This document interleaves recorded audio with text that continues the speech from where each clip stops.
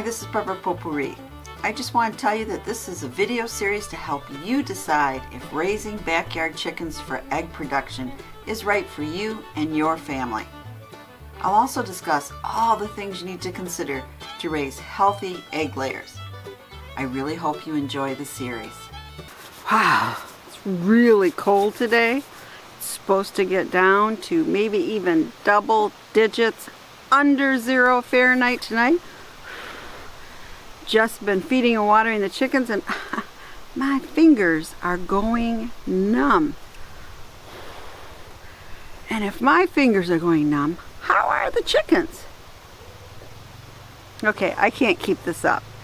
It's really about 72 degrees and it's the summer, right? But I wanted to make this video now so you'd be prepared this winter, because there's a lot of questions I always get on how cold is too cold for my chickens and what should I do for them in the winter. So here goes.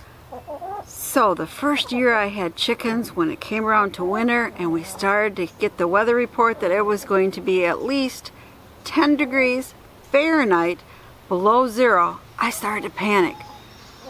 Oh my gosh, what will happen to my chickens? What should I do? Should I bring them inside? Should I bring them into the heated outbuilding? And my husband just kind of looked at me and said, well, you know, somehow the turkeys in the woods and the birds in the trees, they seem to survive this weather, so why wouldn't your chickens? So I did a little research, and you know what? He was right. Chickens can survive quite cold temperatures. In fact, they can do much better than the really, really hot temperatures of summer. But there are some things you have to keep in mind. Now let's look at a chart of their temperature. As you can see, their internal body temperature is about 105 to 109 Fahrenheit during the day. Compare that with a beef cow and you got 98 to 102, a cat 100.5 to 102.5, a pig 101.6 to 103.6. Definitely your chickens have a higher body temperature, and that is to their advantage in the cold winter month. And just by running around in the coop and doing what chickens do, their high metabolism can generate a lot of heat. Now I always get that question every year, should I add heat to my coop? Well, I don't advise it. Too often you see something like this. That's right, a coop on fire. And it can happen because of a faulty heat lamp, or something happens and jiggles the heat lamp and it breaks. Whatever, you could lose your entire coop and maybe even your chickens too. And in most cases, additional heat is not necessary. So first off, raise the right chickens for your area. If you live in an area where you can get really cold temperatures, raise cold breed chickens. Let me repeat that. If you live in an area where the temperature can drop well below 0, make sure you raise cold weather chickens. And that will solve a lot of your problems in the winter. Now let's look at this chart. So when I look at this chart, I've raised Jersey Giants, my beloved Silkies, especially my such mild-mannered silky roosters, Australorps, and Dominique, which was in my first video I made of this series, so golden lace Wyandottes, and of course my Easter eggers, the mutts. They do very well and give me beautiful green eggs. Now, not all cold weather breeds are on this chart.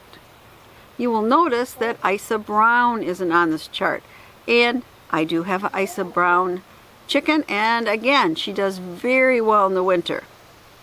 So check around with other chicken raisers in your neighborhood and find out what they recommend.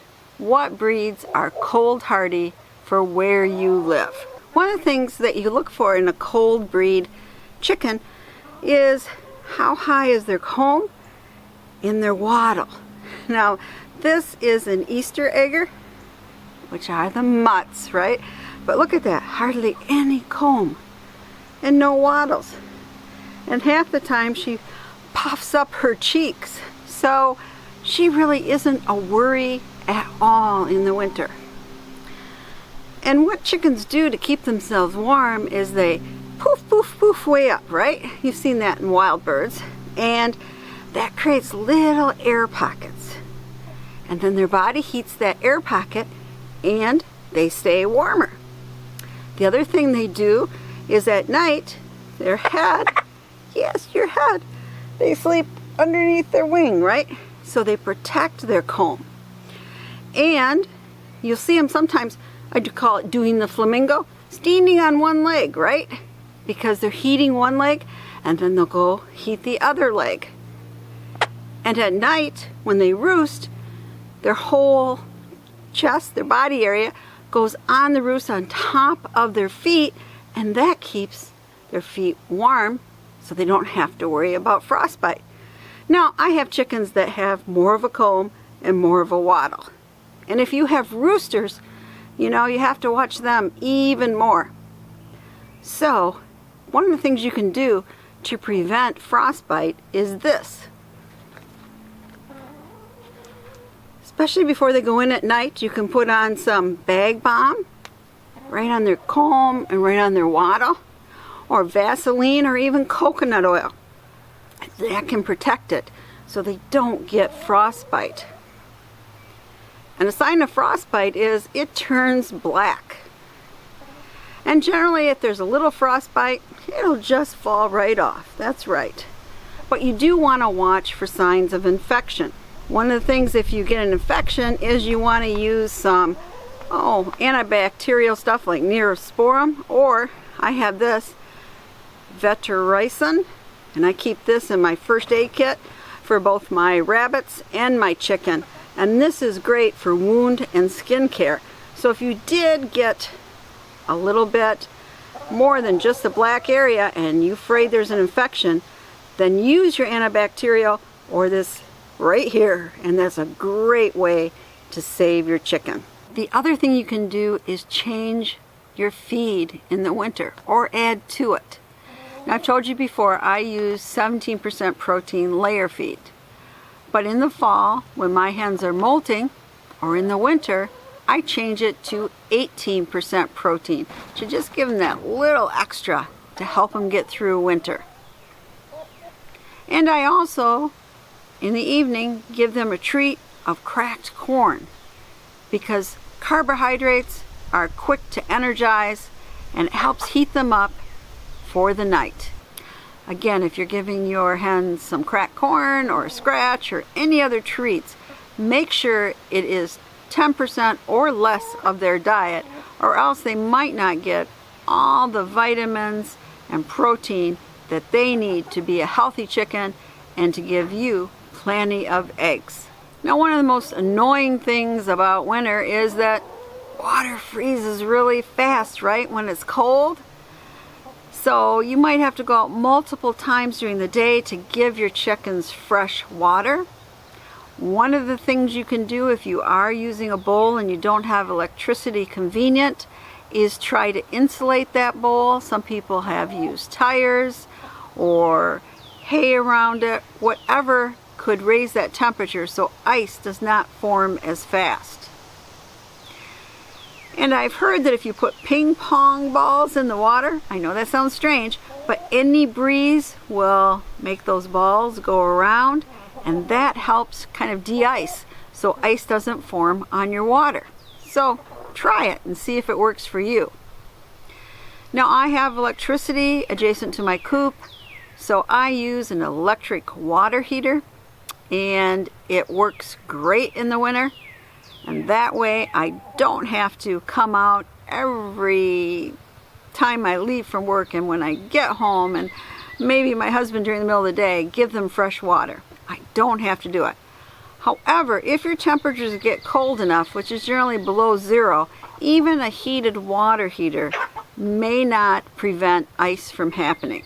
So be aware of that, and always, always make sure that your hens have fresh water. Now, it is also important to winterize your coop. To be honest, I do nothing differently, okay? My coop is pretty tight, but you want to go around and say, are there any holes where drafts can come in? I'm going to fill those up. And you have to understand that chickens can do okay with cold weather, but drafts, not so much. If you do have any vents from the roost down, you want to close those off in the winter if it's going to be cold. But depending on your coop, you want to leave vents higher open so you have enough airflow, because that's important. Because otherwise, in a coop, the moisture level from just them breathing and from their poop can cause too much moisture and you could get frostbite. And also it causes the ammonia to stay in the coop, and that can cause respiratory problems for your hens. Now personally, the only thing I do in the winter when it's really cold is close their little coop door. Otherwise, I don't do anything. We don't really have windows that go open in the summer because they spend most of their time during the day in the run. And actually, they do that even in the winter. So it isn't as important for me to make sure that my coop has enough ventilation. But if your chickens spend a lot of the time in the coop, you want to make sure you have proper ventilation. One of the signs, I guess you could say, that you don't have proper ventilation is if there's condensation on any window in your coop.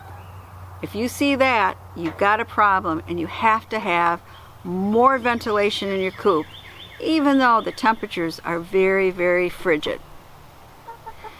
Now, the other thing you want to think about is the bedding in your coop. You know, it's a good idea to really change your bedding often in the winter because, again, you're taking out some of that moisture that's gone into the bedding and having a clean area for your chickens. Now, let me get something for you. Okay, one thing I want to show you, it's an ice scraper. And it's a very dirty ice scraper, isn't it? But I use this in the winter because it can be hard to clean the bedding out of the coop. And this scrapes it up off the linoleum I have on the wooden floor. I also use this when I'm cleaning the run twice a year from my deep litter method. It really gets down to the concrete. So you may want to have an ice scraper or something like this to help you. Now, I just mentioned the deep litter method, and that could be that you're not cleaning out completely your bedding every week or even less. You are instead adding new layers of bedding when needed. And you only clean your coop maybe 2 or 3 times a year. And by adding those layers of bedding, you have new absorbent layers that take care of the moisture in your coop, but also some of the bottom layers can start actually composting. And when they start composting, they can add extra heat to your coop.